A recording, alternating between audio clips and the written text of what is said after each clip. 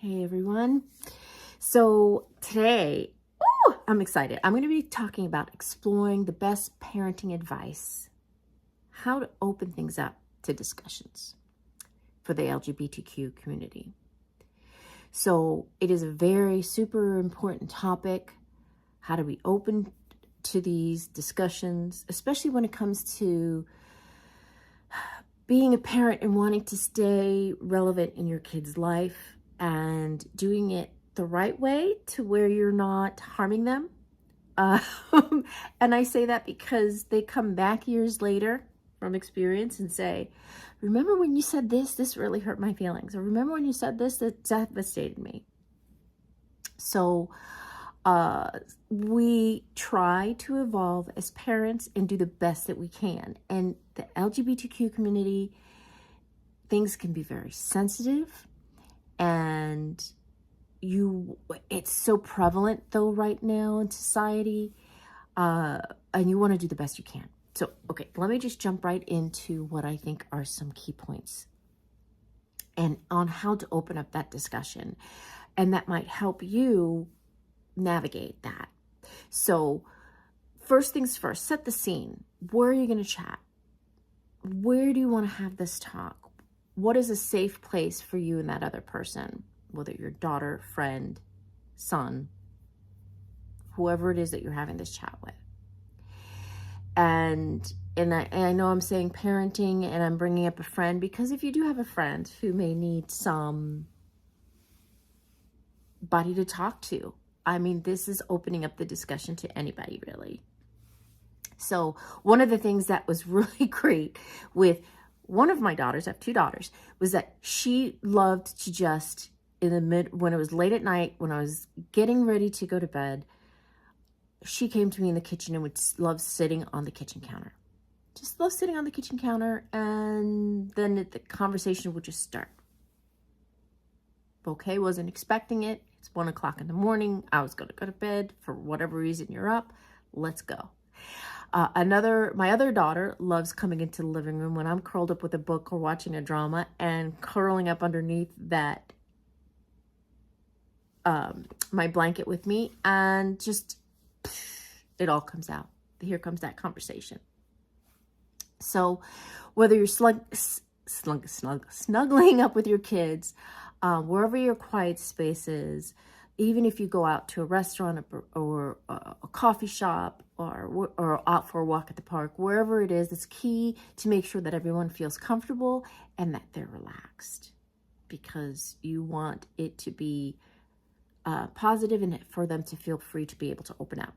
So 2, pick a good time. Like I said, both of my girls loved coming to me in the middle of the evening, very late at night, early morning, however you want to look at it. But, timing is everything. So I think a lot of it is for when everybody, whoever is having the conversation for you and that person to be very calm and to feel comfortable. And sometimes kids, I found, don't like it to be in their room because that's their safe space and they don't want to maybe talk about it there. But then your child may be different and that's the only place they want to talk about it. So make sure they're in a good mood too. Keeping an eye on when it might feel like a good time. You may want it to be spontaneous and grab that opportunity. For instance, like if you're on a car ride, you're coming back from school or coming back from some sort of errand, baking cookies or doing some yard work.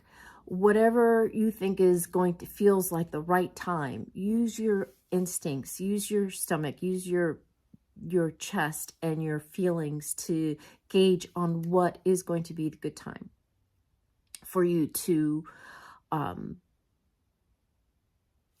start that conversation. All right, so how to approach it? Oh gosh. Tips to starting the conversation. There's a couple different ways and everybody's a little bit different. So again, take these with a grain of salt and use and base it on who that person is that you're talking to, your child or your friend, and yourself. So you can use humor. let's face it, laughter is the best medicine. Even if you're a serious person and it is a very serious talk, start with something fun. But I only suggest this if you're a funny person, because if you're not necessarily always a very funny person, like cracking a joke, it might come off a little wrong. So use what feels comfortable and is what's normal when it comes to using humor. Be curious, be open, use open-ended questions. That is something that is good with communication at all times, whether it's about this particular subject or any other. Phrases like, so what do you think about, or how does something like this make you feel, to invite a deeper response and invite and start that conversation. And so it also shows that you're caring about their thoughts and you trust what their insights might be. And you might be surprised about what their insights are. Active listening. So when your kids, active listening is something that I want to make sure that I say over and over again, and I think I said it in a couple other videos, is that when your kids are speaking, don't just nod your head, which I do sometimes. Sometimes there's a time where you're going to sit there and you're going to nod your head and you're tired. For me, again, in the middle of the night, 2 o'clock in the morning, sometimes things are going right over my head, and I will say to them, hey, just so you know, I'm like half asleep. I hear you. And please don't think that I'm not listening, but I'm letting you know honestly that I caught half of what you said. So can you please talk to me again about it tomorrow? Or if you don't want to do that, because I mean, hopefully you're having these conversations dozens of times, so there's going to be dozens of scenarios, that you practice that active listening and you can repeat back to them what they said. So for example, if you're having a hard time, or not even having a hard time, but even if you caught every word that they've said, you can say, so if I understand you correctly, you're saying that blah, blah, blah, blah, blah. So if I understand you correctly, you feel like this new kid at school is different, or this makes you feel so this way, or, making sure that you speak back to them what you're hearing, so that one, you're hearing it correctly. The majority of the time, what we hear, especially men and female, girl and boys, what we hear and what we digest is different than what they're trying to portray. So work on that. It's not 100%, and that's why we keep these conversations going and we keep that communication going, so that you can work at it and grow and learn from each other. So number 4, I would suggest keeping it light but meaningful. It's important to strike a balance. So I know before I said maybe using humor to introduce and start to chat. It can be such a heavy topic depending on what level of LGBTQ and how deep they are in, or if it's a problem that they're having, and if it's something serious, whether it's about themselves or a friend, if they are having really a tough time and traumatic for them. The gender identity and sexual identity, sexuality overall, it's a sensitive topic. So make sure that you are keeping it light, keeping it meaningful, keeping things relatable and non-threatening. Please make sure you're being they don't feel threatened, so that they can come back to you and keep that conversation open and honest. So let's see. Number 5, I want to say, get creative resources that, especially for younger kids. So the LGBTQ, you may notice way before they even realize that they are LGBTQ.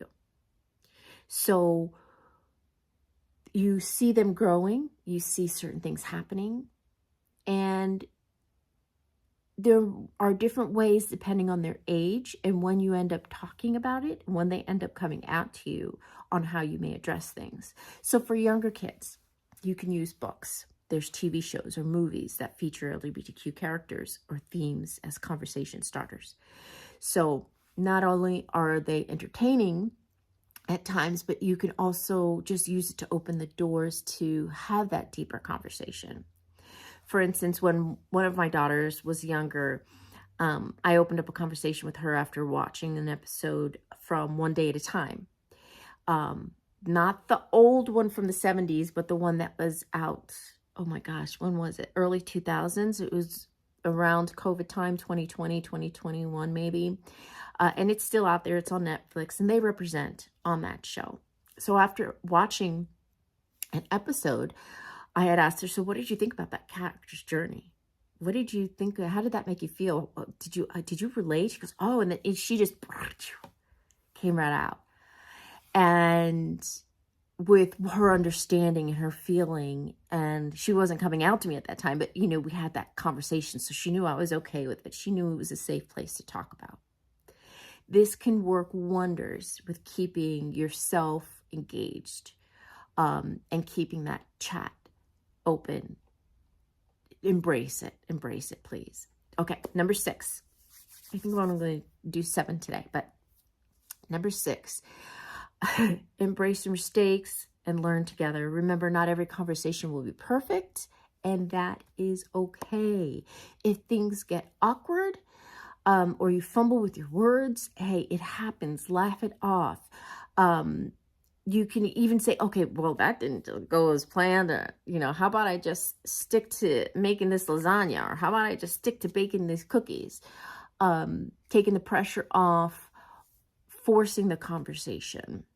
And make sure, again, if it's a safe place, you feel comfortable, they're kind of see it eventually or in retrospect as you start in the conversation, knowing when to back off. Think of it as sprinkling, like on cookies or cupcakes. You're sprinkling those little sprinkles, and you're doing it in increments and at different times on, and so not every time's going to be perfect. And it may not go the way you want, but stay positive and always keep at it.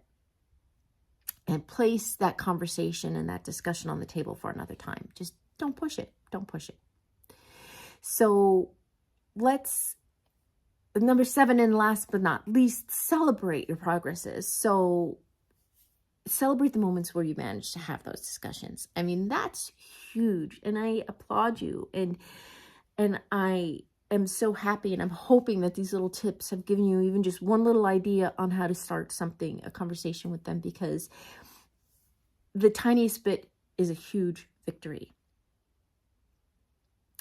And you may do it internally for yourself and celebrate that progress, or you can be maybe open enough to them and you're high-fiving them and you're doing a little victory dance with them and saying, yay, oh my gosh, I can't believe we talked about that. Or I'm so glad you feel that same way. Or whether you do it with them or yourself, just celebrate it, because you having the conversation, it's a safe place. You feel valued. They feel valued. You're being true to yourself, and you're letting them explore who they are and be true to themselves. You can't get any better than that. You can't get any better than that. And I'm going to cry. It is such a very rewarding and wonderful.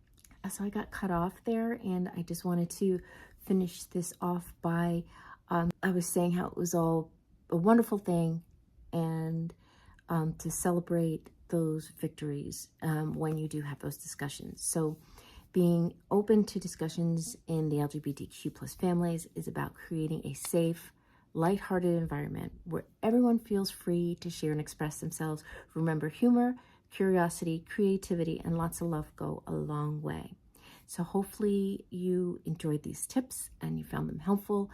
Give me a thumbs up, subscribe, leave a comment, please.